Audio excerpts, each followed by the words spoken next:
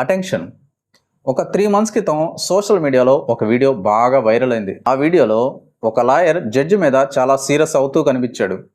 Country is burning with the judiciary అన్నాడు. Don't cross the limit అన్నాడు. నా own వేలోనే argue చేస్తా అన్నాడు. ఇలాగా జడ్జి మీద సీరియస్ కామెంట్స్ అనేది చేయడం జరిగింది. మనందరం చూసాం, కొన్ని లక్షల మంది చూశారు. కానీ ఆ ఇన్సిడెంట్లో తర్వాత ఏం జరిగింది? ఖచ్చితంగా కాన్సిక్వెన్సెస్ ఉంటాయి కదా, ఉన్నాయి. వెరీ నెక్స్ట్ డే ఆ లాయర్ ఆ కామెంట్స్ పాస్ చేసిన వెరీ నెక్స్ట్ డే హైకోర్టు సుమోటోగా అతని మీద కంటెంప్ట్ కేసు రిజిస్టర్ చేసింది. అతను ఆ కంటెంప్ట్ కేసు మీద సుప్రీంకోర్టులో అప్పీల్ ఫైల్ చేశాడు.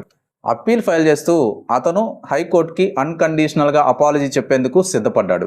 అన్కండిషనల్ అపాలజీని కన్సిడర్ చేసిన సుప్రీంకోర్టు అతన్ని హైకోర్టుకి అన్కండిషనల్గా అపాలజీ చెప్పమని చెప్పి, అతను చెప్పిన అన్కండిషనల్ అపాలజీని సింపతి వేలో కన్సిడర్ చేసి కంటెంప్ట్ కేసుని డిస్పోజ్ చేయమని చెప్పి సుప్రీంకోర్టు ఆర్డర్ చేసింది.